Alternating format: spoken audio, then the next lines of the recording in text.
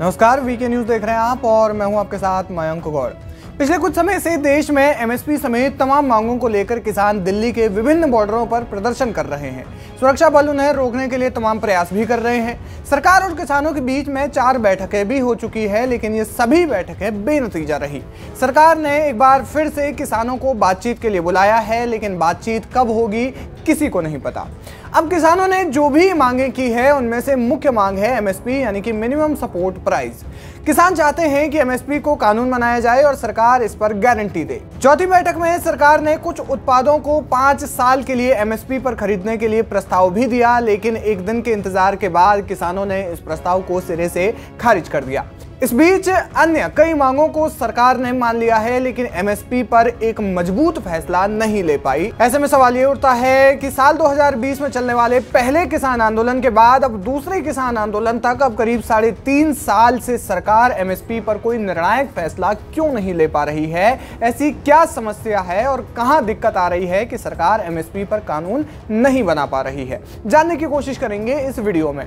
दरअसल agricultural economist यानी कि कृषि अर्थशास्त्रियों के मुताबिक एमएसपी 60 के दशक का आइडिया था, जब भारत में किसानों की स्थिति बहुत अच्छी नहीं थी और भारत अनाज का उतना उत्पादन नहीं कर पाता था। ऐसे में एमएसपी अस्तित्व में आया, लेकिन कृषि अर्थशास्त्रियों का कहना है कि देश में इस समय पर्याप्त मात्रा में अनाज उग रहा है। ये दौर फूड सरप्लस का दौर है। ऐसे में कई विशेषज्ञों का मानना है कि एमएसपी की जरूरत खत्म हो गई है। सरकार के लिए समस्या ये है कि देश में जितना अनाज उग रहा है सरकार उसका केवल 13 से 14% एमएसपी के तौर पर खरीद पाती है, जबकि सारा अनाज खुले बाजार में बिकता है।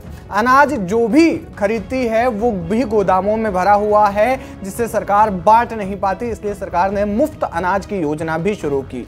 Commission of agricultural cost and prices यानी कि कृषि लागत और मूल्य आयोग की रिपोर्ट बताती है कि एफसीआई के गोदामों में गेहूं चावल मिलाकर करीब 41 मिलियन टन अनाज भंडारण की व्यवस्था है, लेकिन वहीं 74.4 लगभग 74.5 मिलियन टन से ज्यादा अनाज स्टोर है, जिसके खराब होने की ज्यादा संभावना है। इसके अलावा एफसीआई को मंडी से गेहूं खरीदने में 14% का मंडी टैक्स, आड़त tax, rural development tax, packaging, labouring और स्टोरेज के अलावा उन अनाजों को बांटने के लिए 12% अलग से खर्च करना पड़ता है। इसके अलावा 8% होल्डिंग कॉस्ट यानी कि रखने का खर्च आता है। कुल मिलाकर एफसीआई एमएसपी के ऊपर गेहूं खरीदने पर 34% अतिरिक्त खर्च करती है। यानी एमएसपी के चक्कर में एग्रीकल्चरल इकोनॉमी पर अलग से दबाव बढ़ता है। जिन फसलों को एमएसपी में शामिल किया गया है वो देश के करीब 5 से 6 राज्यों में उगता है। अब साल 2014 में शांता कुमार की एक रिपोर्ट के मुताबिक एमएसपी का लाभ देश के महज